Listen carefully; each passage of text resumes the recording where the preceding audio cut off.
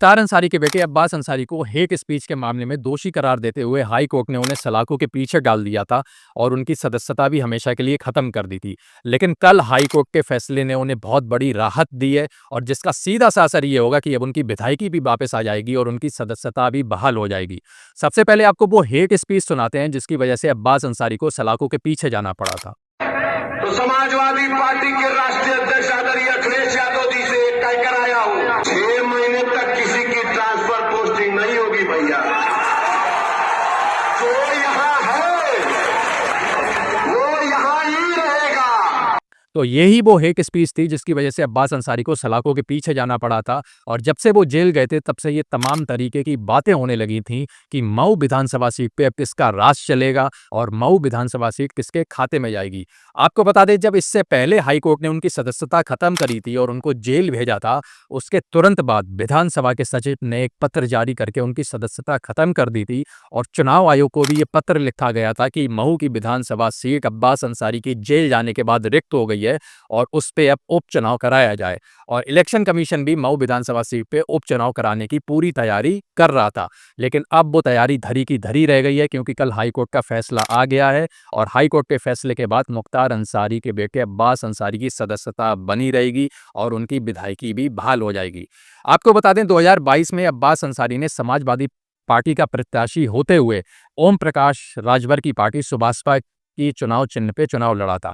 क्योंकि 2022 का जिस समय विधानसभा चुनाव की तैयारियां पार्टियां कर रही थीं, उस समय जो ओम प्रकाश राजभर थे वो अखिलेश यादव के साथ गठबंधन में 2022 का चुनाव लड़ रहे थे और ओम प्रकाश राजभर ने अखिलेश यादव से कुछ विधानसभा की सीटें मांगी थी और अखिलेश यादव ने उन्हें दे दी थी। जब परिणाम आया जिसकी वजह से ओम प्रकाश राजभर की पार्टी के 7 या 8 विधायक जीते थे और उनमें से एक अब्बास अंसारी भी थे। तो अब्बास अंसारी समाजवादी पार्टी के प्रत्याशी थे लेकिन विधायक ओम प्रकाश राजभर की पार्टी के थे क्योंकि उन्हीं की चुनाव चिन्ह पे वो चुनाव लड़े थे। बाद में जब 2022 विधानसभा चुनावों के परिणाम आए और अखिलेश यादव सत्ता में नहीं आ पाए और भारतीय जनता पार्टी की पूर्ण बहुमत की सरकार बन गई, उसके बाद ओम प्रकाश राजभर अखिलेश यादव से धीरे से अलग हो गए और टरक लिए और भारतीय जनता पार्टी में शामिल हो गए। भारतीय जनता पार्टी में शामिल होने के बाद ओम प्रकाश राजभर विधानसभा में खड़े होकर अखिलेश यादव के खिलाफ बोलने लगे और उनकी सरकार के खिलाफ बोलने लगे कि कैसे उनकी सरकार में क्या क्या होता था। और वो ऐसा इसलिए बोलने लगे थे कि ताकि भारतीय जनता पार्टी उनसे खुश हो जाए और उन्हें कैबिनेट मंत्री बना दे। और अखिलेश यादव के खिलाफ बोलने का ओम प्रकाश राजभर को बीजेपी ने इनाम भी दिया और उनको भारतीय जनता पार्टी ने अपनी सरकार में कैबिनेट मंत्री भी बना दिया और आज ओम प्रकाश राजभर बीजेपी में कैबिनेट मंत्री हैं, जो कभी 2022 में अखिलेश यादव के साथ गठबंधन में आकर चुनाव लड़े थे और अखिलेश यादव की दम पे ही उन्होंने अपनी पार्टी के 7 या 8 विधायक जिता पाए थे।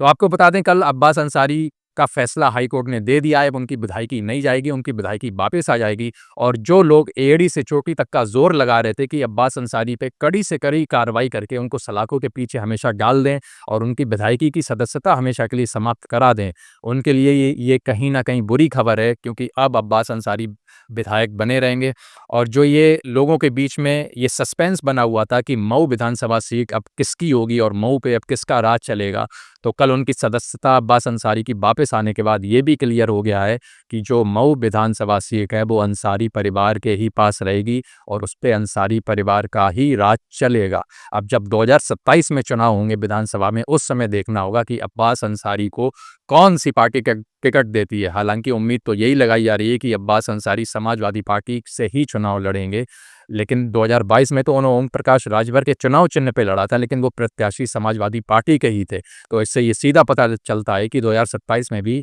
जो अब्बास अंसारी हैं वो सपा के ही प्रत्याशी होंगे।